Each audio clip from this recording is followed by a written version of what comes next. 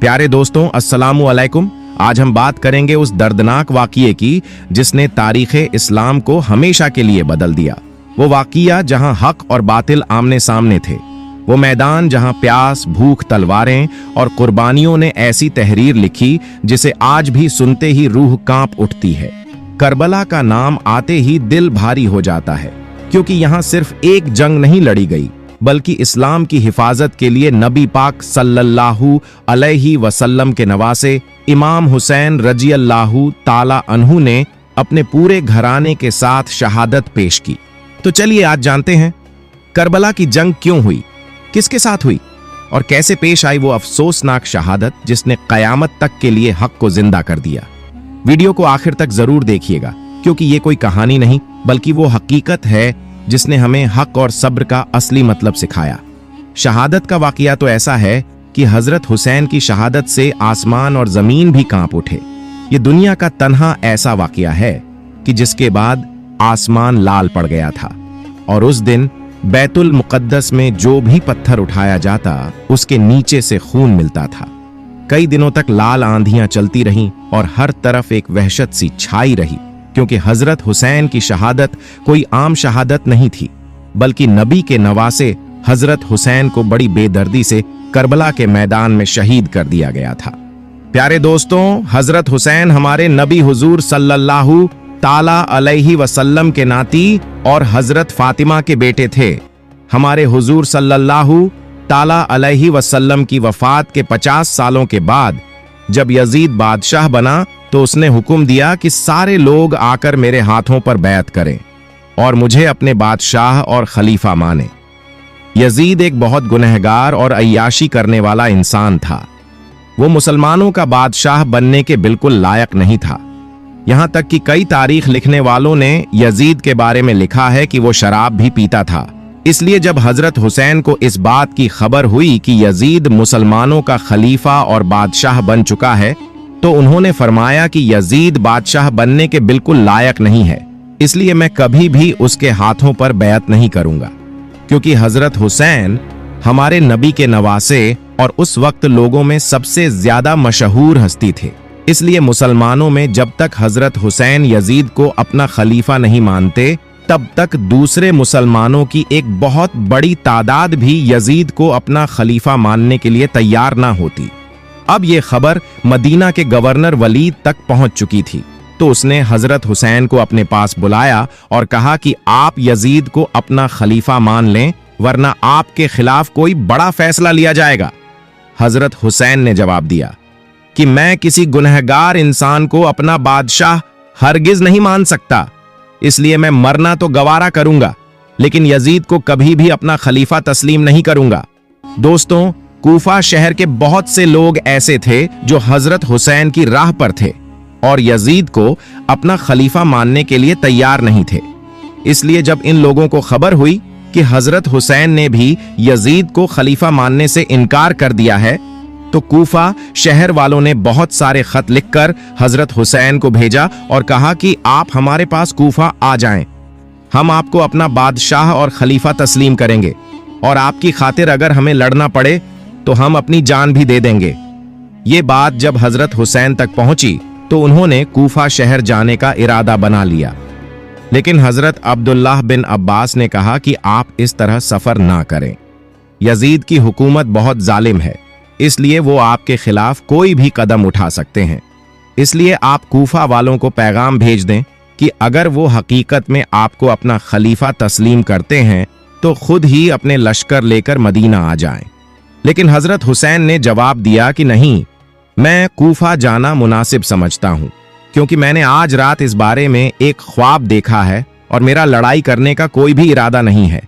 जब यजीद को खबर हुई कि हजरत हुसैन ने उसे अपना बादशाह मानने से इनकार कर दिया है, तो उसने हर वो तरीका अपनाया जिससे वो हजरत हुसैन को डरा धमका कर अपनी बात मानने के लिए राजी कर ले।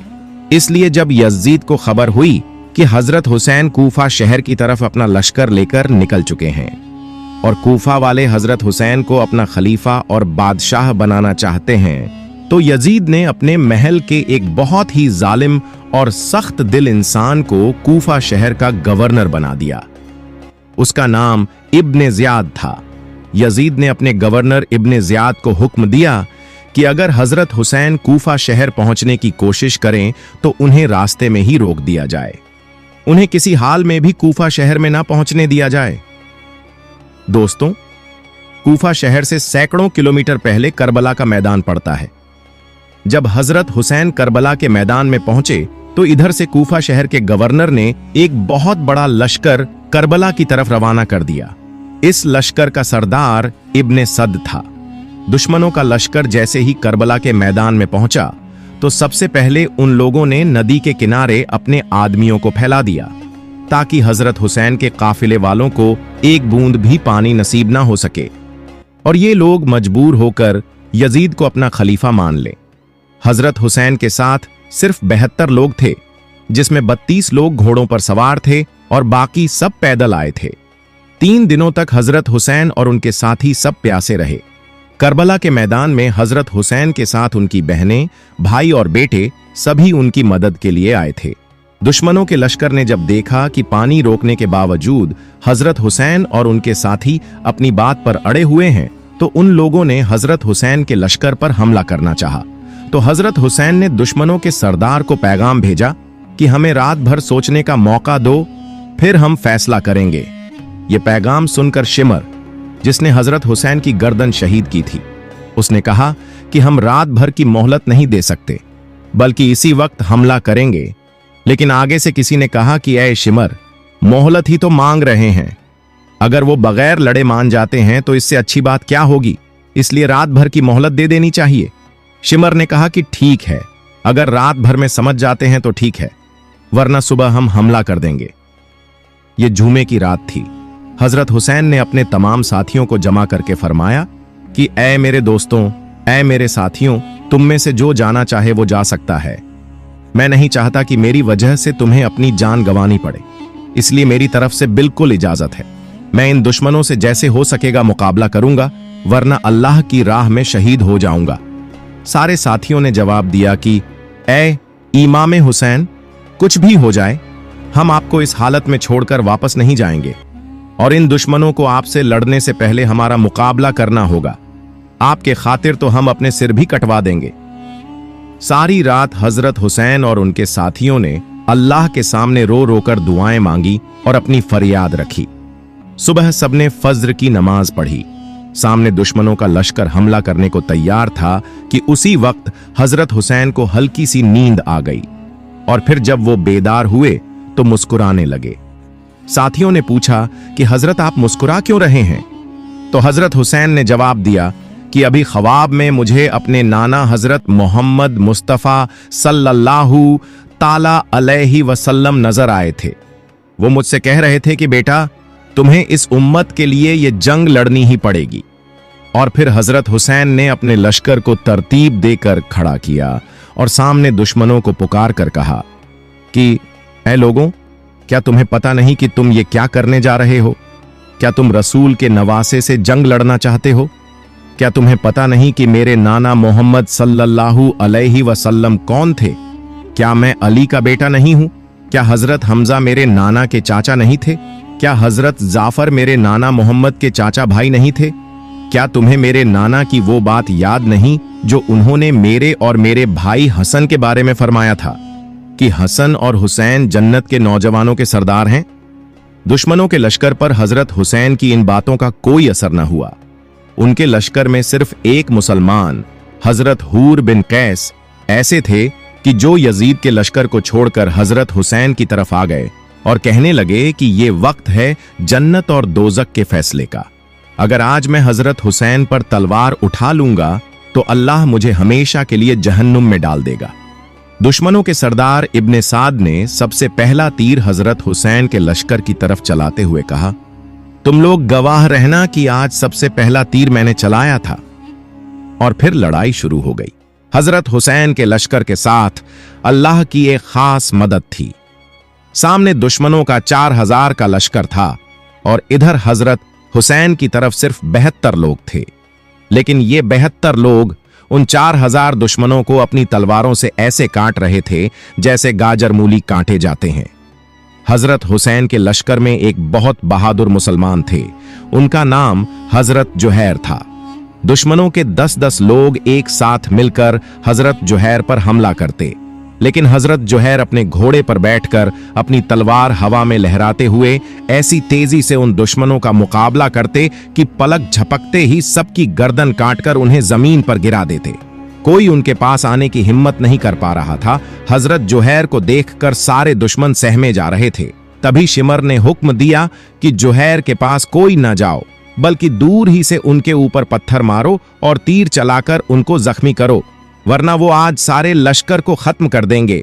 और फिर दुश्मनों ने ऐसा ही किया। उन्होंने दूर से हजरत जुहैर पर पत्थर मारना शुरू कर दिए। हजरत जुहैर बहुत देर तक पत्थरों को रोकते रहे, लेकिन तभी अचानक एक दुश्मन ने तीर चलाया और वो सीधे हजरत जुहैर के कंधे पर आकर लगा, जिससे उनका हाथ कट गया। शिमर के हुक्म पर फौज ने दौड़कर हजरत जुहैर को रस्सियों में बांधकर जकड़ लिया और अपने सरदार इब्ने साद के सामने लाकर पेश किया। हजरत जुहैर ने इब्ने साद से कहा कि शुक्र मना कि मेरे हाथ कट गए, वरना आज मैं तेरे सारे लश्कर को अपनी तलवार से काट देता। इब्ने साद ने हुक्म दिया कि इनका सिर तन से जुदा कर दो, और फिर पीछे से शिमर ने अपनी तलवार से हजरत जुहैर की गर्दन शहीद कर दी। हजरत हुसैन का लश्कर इतनी बहादुरी से लड़ रहा था कि दुश्मनों में से कोई भी उनका मुकाबला नहीं कर पा रहा था। इसलिए दुश्मनों के सरदार इब्ने साद ने 500 तीरंदाजों को तीर कमान देकर भेजा और कहा कि दूर से ही हजरत हुसैन के घोड़ों को तीर चला चलाकर मार डालो, ताकि हजरत हुसैन के लश्कर वाले बेबस हो जाएं और फिर हम अपने घोड़ों से उन पर हमला कर दें।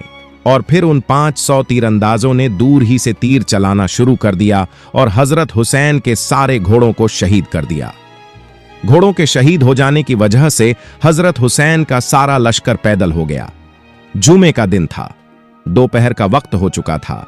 जुमे की नमाज का वक्त करीब था तो हजरत हुसैन ने अपने एक साथी से कहा कि आवाज लगाकर दुश्मनों के सरदार से कहो कि हमें जुमे की नमाज पढ़नी है। तुम थोड़ी देर के लिए अपने लश्कर को रोक लो ताकि हम नमाज पढ़ सकें। लेकिन सामने से दुश्मनों के सरदार ने जवाब दिया कि हम तुम्हें नमाज नहीं पढ़ने देंगे। मजबूर होकर हजरत हुसैन ने नमाज़े खौफ पढ़ी। वो इस तरह कि आधे लोग दुश्मन का मुकाबला कर रहे थे और आधे लोग पीछे जमात के साथ जुमे की नमाज पढ़ रहे थे। फिर जब ये लोग नमाज से फौरिग हुए तो ये दुश्मन का मुकाबला करने लगे और बाकी लोगों ने आकर अपनी जुमे की नमाज पढ़ी। लड़ाई मुसलसल जारी थी। दुश्मनों की फौज के पास घोड़े और हथियार थे, लेकिन हजरत हुसैन की फौज के सारे घोड़े शहीद हो चुके थे। इसलिए दुश्मनों ने आगे बढ़कर हजरत हुसैन की फौज पर हमला कर दिया और एक एक करके हजरत हुसैन की फौज के सारे लोगों को शहीद कर दिया। हजरत हुसैन के बड़े बेटे हजरत अली अकबर सामने खड़े थे। एक दुश्मन ने अपना घोड़ा दौड़ाया और हजरत अली अकबर के सीने पर अपनी तलवार चलाते हुए उनका सिर तन से जुदा कर दिया। अपने बेटे को इस तरह कत्ल होता देख हजरत हुसैन तड़प उठे और दौड़कर अली अकबर को अपनी गोद में ले लिया। आंखों से आंसू जारी हो गए, लेकिन दुश्मनों ने आज नवासाए रसूल पर रहम ना खाया। हजरत अली अकबर ने अपने बाप हजरत हुसैन की गोद में ही दम तोड़ दिया। हजरत हुसैन ने अपने शहीद बेटे को उठाकर एक किनारे रख दिया। उसी वक्त एक दुश्मन ने हजरत हुसैन पर हमला करना चाहा तो हजरत हुसैन के भाई हजरत अब्बास आगे बढ़े और उस दुश्मन का जमकर मुकाबला किया, लेकिन वो अपने घोड़े पर सवार था और हजरत अब्बास पैदल थे। इसलिए थोड़ी देर के मुकाबले के बाद उस दुश्मन ने हजरत अब्बास को भी शहीद कर दिया। एक एक करके सारे अहले बैत शहीद होते जा रहे थे। हजरत हुसैन के साथ उस दिन उनके घर वालों में से 18 लोग आए थे, लेकिन ये दुश्मन एक एक को ताक ताक कर शहीद करते जा रहे थे। हजरत हुसैन अपनी आंखों के सामने अपने बच्चों और भाइयों को शहीद होता देख रहे थे।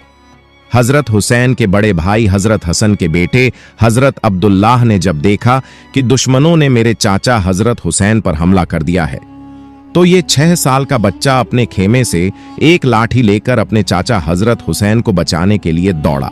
लेकिन तभी सामने से दुश्मन ने एक तीर चलाया और फिर घोड़ा दौड़ाकर हजरत हुसैन के सामने ही उनके भतीजे हजरत अब्दुल्लाह के सीने पर तलवार चला दी और उन्हें भी शहीद कर दिया।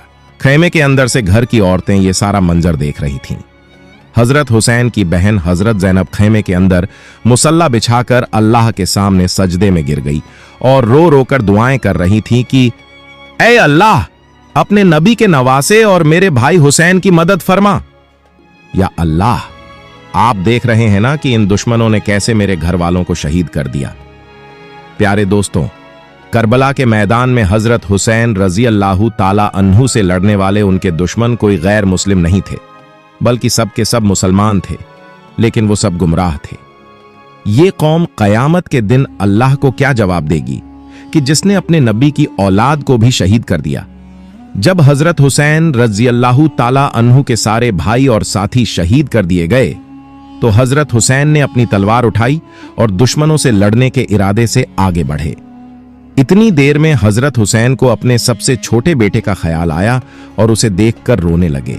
सोच रहे होंगे कि आज ये मेरा प्यारा बच्चा यतीम हो जाएगा, उसके सर से बाप का साया उठ जाएगा। हजरत हुसैन रजी अल्लाह ताला अन्हु उसके सर पर हाथ रखकर उसे देखे जा रहे थे और आंखों से आंसू जारी थे कि तभी सामने से एक दुश्मन ने तीर चलाया। इस मासूम की आह भी ना निकली और वो बच्चा अपने बाप की गोद में ही गिरकर शहीद हो गया। बेटे को अपनी आंखों के सामने शहीद होता देखकर हजरत हुसैन तड़प उठे और आंखों से आंसू बहने लगे, लेकिन तभी खुद को संभाला और फिर अपने बेटे की गर्दन से बहता हुआ खून हाथ में लेकर आसमान की तरफ उछाल दिया और कहा, ऐ अल्लाह, अगर आप इस हाल में भी मुझसे राजी हैं तो मैं भी आज आपसे इस हालात में राजी है। और फिर हजरत हुसैन ने अपनी तलवार लेकर दुश्मनों का मुकाबला शुरू किया। हजरत हुसैन रजी अल्लाह ताला अन्हु को अल्लाह ने बहुत ताकत अता फरमाई थी, इसलिए जो भी उनके सामने आता अपनी जान से हाथ धो बैठता। हजरत हुसैन 3 दिनों से प्यासे थे। दुश्मनों ने पानी तक रोक रखा था।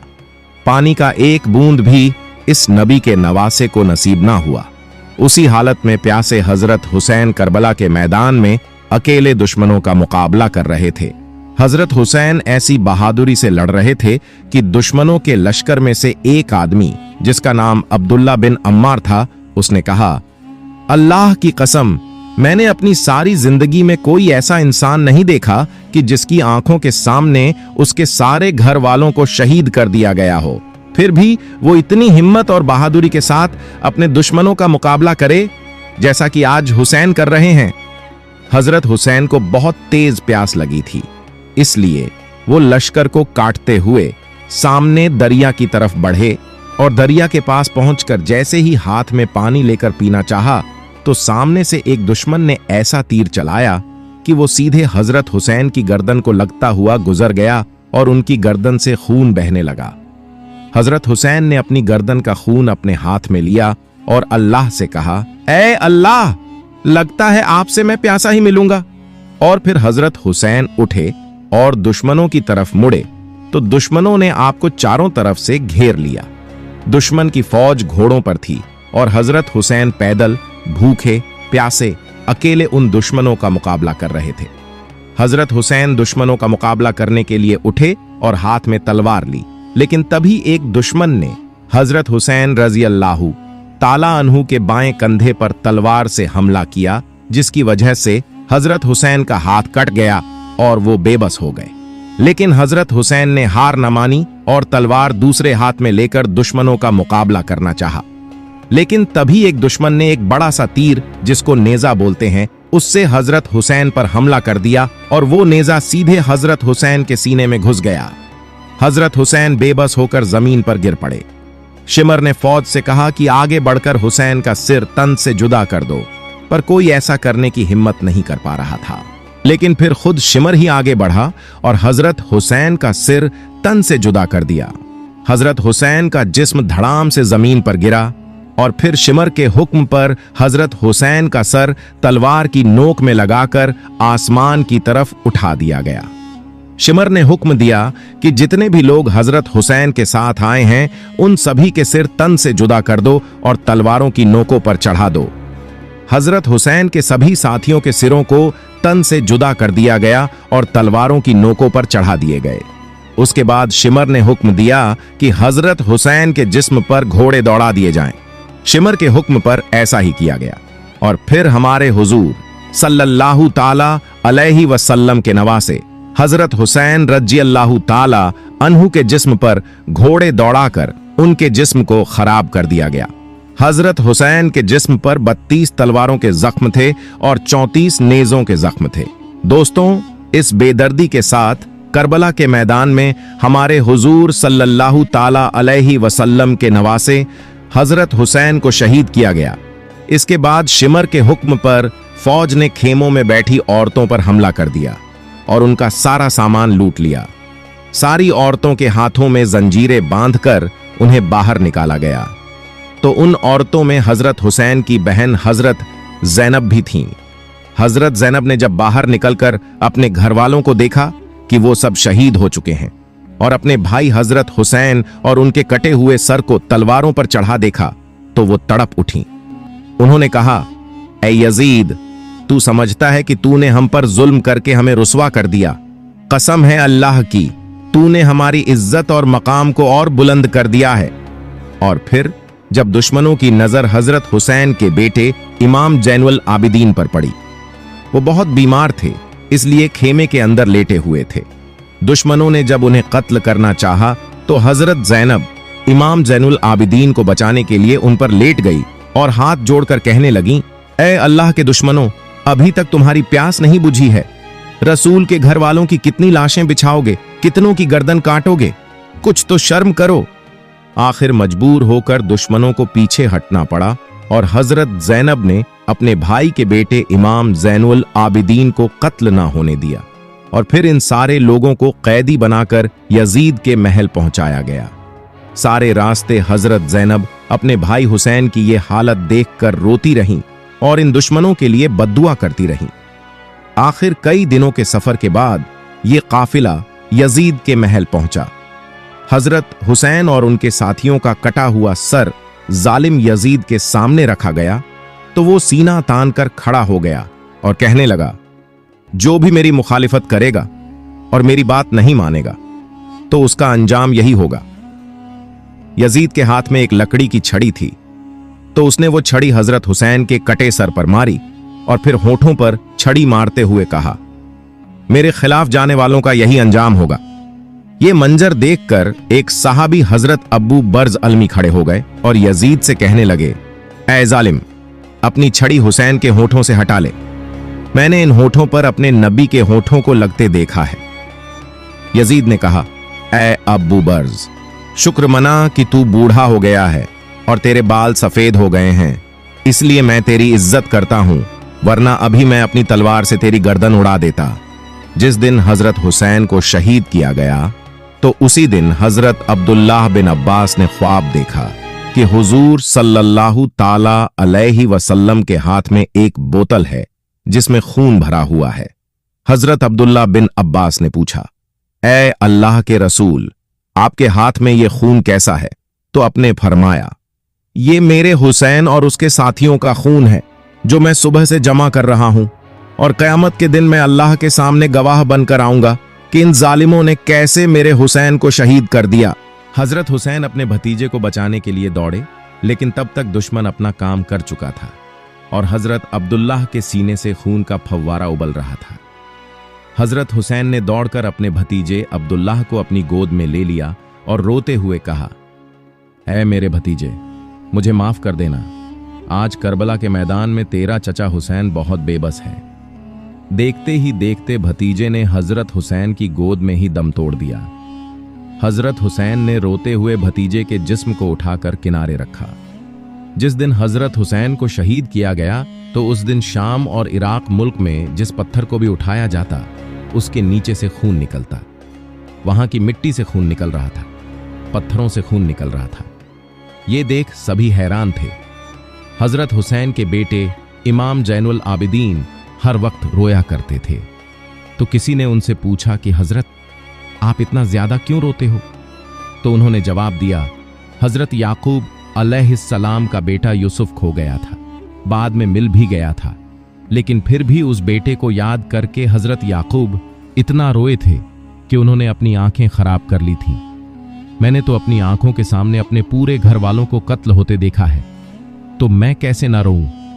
जब यजीद हजरत हुसैन रजी अल्लाह ताला अन्हु के सर की बेहुरमती करने लगा, तो हजरत हुसैन रजी अल्लाह ताला अन्हु के सर की ऐसी बेहुरमती देखकर दरबार में मौजूद एक यहूदी कहने लगा, ऐ लोगों, मैं हजरत दाऊद अलैहिस्सलाम की नस्ल से हूं और 14 पुश्तों के बाद मेरा नसब उनसे मिलता है, और एक तुम लोग हो कि अपने ही नबी के नवासे का सर काट दिया और आज दरबार में बैठकर उसके साथ ऐसी बेहुरमती कर रहे हो। तुम कैसे अपने नबी के सच्चे आशिक हो।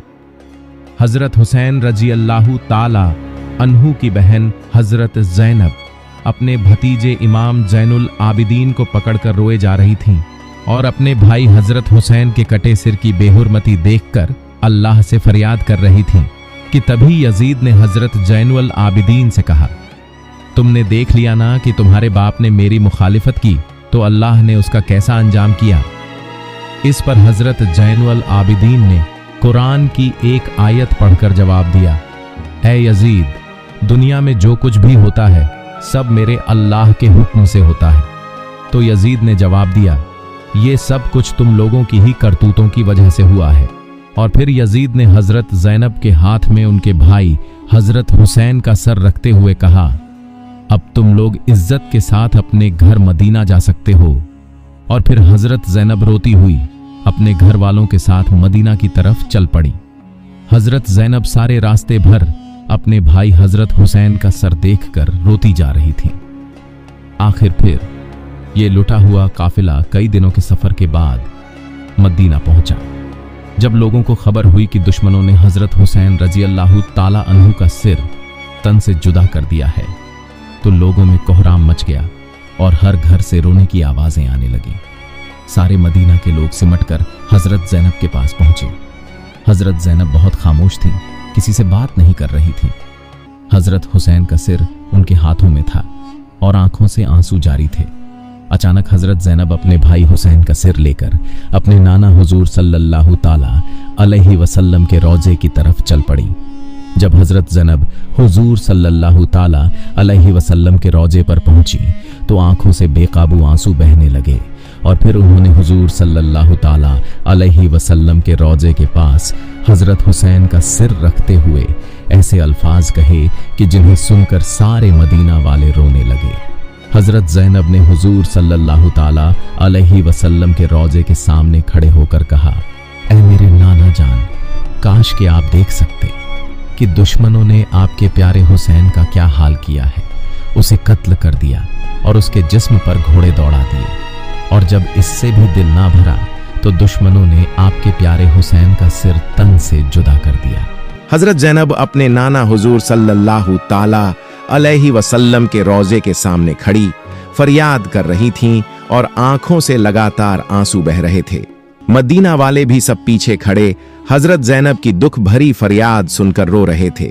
आखिर शाम होते होते हजरत हुसैन का सिर उनकी अम्मी हजरत फातिमा रजी अल्लाह ताला अन्हा के रोजे के बगल में दफन कर दिया गया।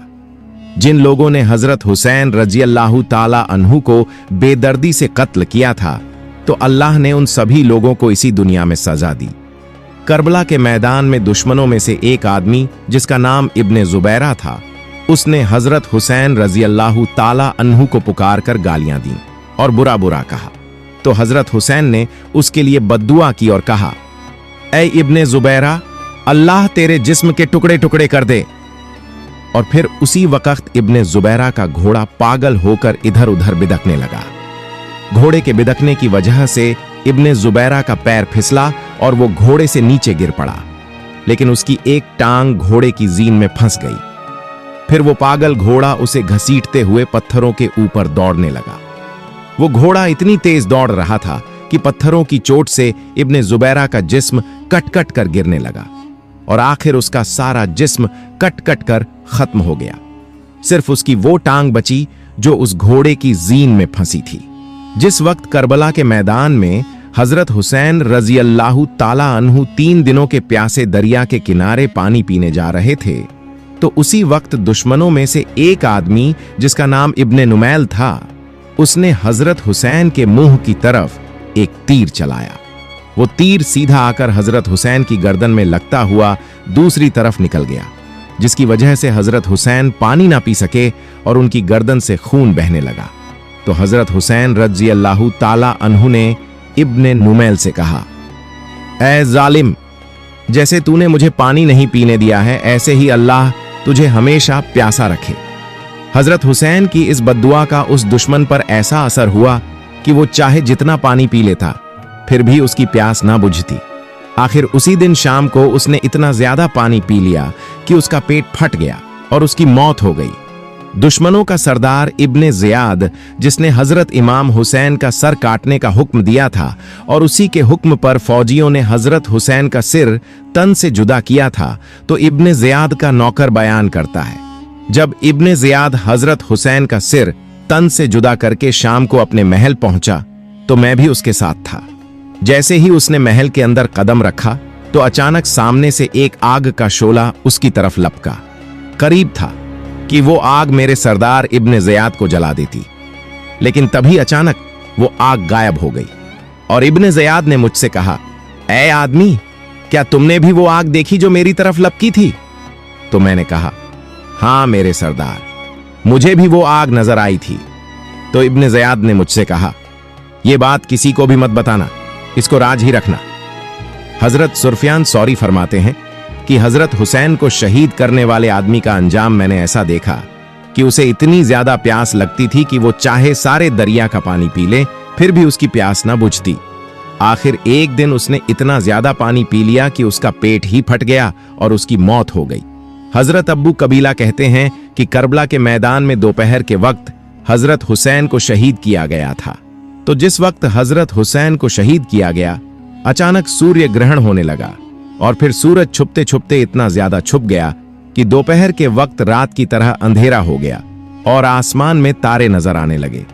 हमें ऐसा लगा कि शायद कयामत आ गई है। इमाम जोहरी फरमाते हैं कि जिस दिन हजरत हुसैन को शहीद किया गया तो उस दिन बैतुल मकदस में जो भी कंकड़ी उठाई जाती तो उसके नीचे ताजा खून मिलता था और फिर 3 दिनों तक आसमान ऐसा लाल पड़ गया कि हमें डर लगने लगा कि शायद अब कयामत आ जाएगी।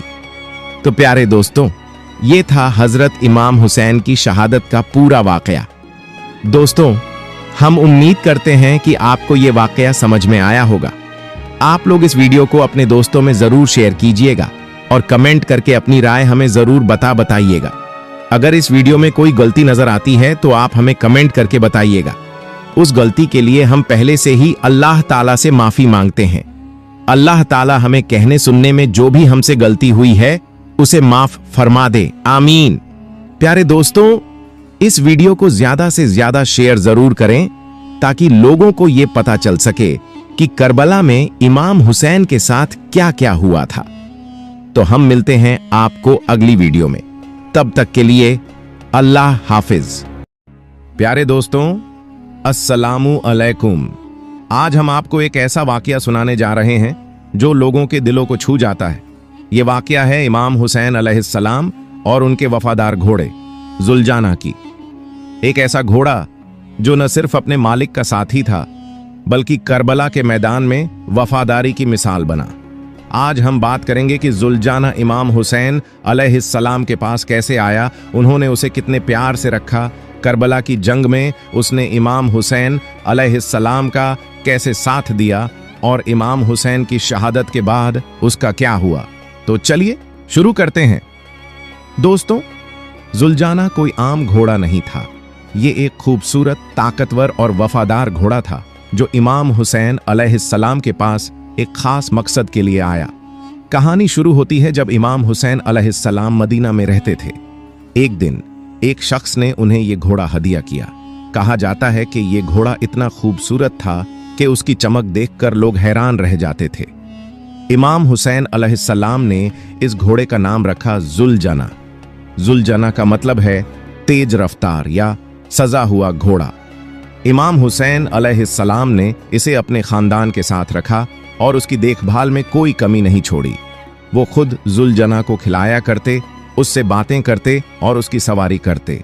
जुलजाना भी इमाम हुसैन अलैहिस्सलाम से इतना वफादार था कि उनके इशारे पर ही हरकत में आता था। ये घोड़ा न सिर्फ उनका साथी था बल्कि उनके मिशन का एक हिस्सा भी बन गया। इमाम हुसैन अलैहिस्सलाम जब मदीना से करबला की तरफ रवाना हुए तो जुलजाना उनके साथ था। इस घोड़े ने हर सफर में उनका साथ दिया, चाहे रास्ता कितना भी मुश्किल क्यों ना हो। इमाम हुसैन अलैहिस्सलाम का अपने घोड़े जुलजाना के साथ रिश्ता सिर्फ एक मालिक और घोड़े का नहीं था, ये रिश्ता था मोहब्बत और वफादारी का। इमाम हुसैन अलैहिस्सलाम अपने घोड़े की देखभाल में कोई कसर नहीं छोड़ते थे। वो उसे वक़्त देते, उसकी सेहत का ख्याल रखते और उससे प्यार से बातें करते। कहा जाता है कि जुलजाना भी इमाम हुसैन अलैहिस्सलाम की हर बात समझता था। जब इमाम हुसैन अलैहिस्सलाम उसे बुलाया करते, वो तुरंत उनके पास आता। जुलजाना की वफादारी ऐसी थी कि वो कभी भी अपने मालिक से दूर नहीं जाता था। जब इमाम हुसैन अलैहिस्सलाम करबला के सफर पर निकले तो जुलजाना ने हर मुश्किल रास्ते में उनका साथ दिया। चाहे गर्मी हो, प्यास हो या थकान, जुलजाना हमेशा अपने मालिक के लिए तैयार रहता था। इस घोड़े का दिल भी अपने मालिक जैसा था, नरम और वफादार। जुलजाना को शायद पता था कि एक दिन उसे अपने मालिक के लिए अपनी वफादारी का सबूत देना होगा और वो दिन जल्दी ही आने वाला था। अब हम आते हैं उस मैदान करबला की तरफ जहां जुलजाना ने अपनी वफादारी की दास्तान लिखी। 10 मुहर्रम 61 हिजरी को जब यजीद की फौज ने इमाम हुसैन अलैहिस्सलाम और उनके छोटे से लश्कर को घेर लिया, तब जुलजाना इमाम हुसैन अलैहिस्सलाम का सबसे करीबी साथी था। जंग के मैदान में इमाम हुसैन अलैहिस्सलाम जुलजाना पर सवार होकर दुश्मन से लड़े। जुलजाना अपने मालिक को हर जगह ले जाता, चाहे तीर बरसते हों या तलवार के वार। कहा जाता है कि जुलजाना इतना समझदार था कि वो जंग के मैदान में इमाम हुसैन अलैहिस्सलाम के इशारों को पल भर में समझ लेता था। वो तेजी से दौड़ता, दुश्मन के हमलों से बचाता और इमाम हुसैन अलैहिस्सलाम को हर वक्त सुरक्षित रखता। एक वक्त ऐसा आया जब इमाम हुसैन अलैहिस्सलाम के साथियों में से ज्यादातर शहादत पा चुके थे। इमाम हुसैन अलैहिस्सलाम अकेले मैदान में लड़ रहे थे। जुलजाना ने उस वक्त भी अपने मालिक का साथ नहीं छोड़ा। जब इमाम हुसैन अलैहिस्सलाम पर तीर और तलवार के वार होने लगे, जुलजाना ने अपने जिस्म से उन्हें बचाने की कोशिश की, लेकिन अफसोस वो वक्त आ ही गया जब इमाम हुसैन अलैहिस्सलाम ने शहादत पाई। जब इमाम हुसैन अलैहिस्सलाम जमीन पर गिरे, जुलजाना उनके पास खड़ा रहा। कहा जाता है कि उसने अपने मालिक के जिस्म को अपने सर से छुआ और अपनी आंखों से आंसू बहाए। जुलजाना का दिल टूट चुका था, लेकिन उसकी वफादारी अभी खत्म नहीं हुई थी। इमाम हुसैन अलैहिस्सलाम की शहादत के बाद जुलजाना का मंजर दिल को हिला देने वाला था। वो अपने मालिक के जिस्म के पास खड़ा था और फिर धीरे धीरे खैमागाह की तरफ चला गया। कहा जाता है कि जुलजाना का जिस्म खून से लथपथ था, लेकिन उसने खैमों तक जाना नहीं छोड़ा। जब वो खैमागाह में पहुंचा तो हजरत बीबी सकीना अलैहिस्सलाम ने उसे देखा। जुलजाना का हाल देखकर बीबी सकीना अलैहिस्सलाम समझ गईं कि उनके बाबा शहादत पा चुके हैं। जुलजाना ने अपना सर झुकाया और बीबी सकीना अलैहिस्सलाम के पास खड़ा हो गया, जैसे उन्हें बताने आया हो कि उसने अपने मालिक के लिए अपनी वफादारी निभाई। बीबी सकीना अलैहिस्सलाम ने जुलजाना को प्यार से छुआ और रो पड़ी। जुलजाना भी अपने मालिक के गम में चुप था, लेकिन उसकी कहानी यहां खत्म नहीं हुई। कहा जाता है कि जुलजाना खैमागाह से निकलकर दजला नदी की तरफ चला गया। लोग कहते हैं कि वो नदी के पानी में चला गया और फिर कभी वापस नहीं आया। कुछ लोग कहते हैं कि जुलजाना ने अपने मालिक के गम में अपनी जान दे दी, जबकि कुछ और रिवायतों में कहा जाता है कि वो कहीं दूर चला गया, लेकिन उसका क्या हुआ ये किसी को नहीं पता। दोस्तों, जुलजाना की कहानी सिर्फ एक घोड़े की कहानी नहीं है, ये वफादारी, मोहब्बत और कुर्बानी की कहानी है। जुलजाना ने अपने मालिक इमाम हुसैन अलैहिस्सलाम के लिए अपनी जिंदगी वक्फ कर दी। करबला के मैदान में उसने वफादारी की वो मिसाल कायम की जो आज भी हर दिल को छू जाती है। आज जब हम करबला की वाकया याद करते हैं तो जुलजाना का नाम भी उन साथियों में शामिल होता है जो इमाम हुसैन अलैहिस्सलाम के साथ खड़े रहे। ये कहानी हमें सिखाती है कि वफादारी और सच्चाई का रास्ता मुश्किल हो सकता है, लेकिन उसका अंजाम हमेशा यादगार होता है। अगर आपको ये कहानी पसंद आई हो तो इस वीडियो को लाइक करें, चैनल को सब्सक्राइब करें और अपने दोस्तों के साथ शेयर करें। हमें कमेंट में बताएं कि आपको जुलजाना की वफादारी का कौन सा हिस्सा सबसे ज्यादा छू गया।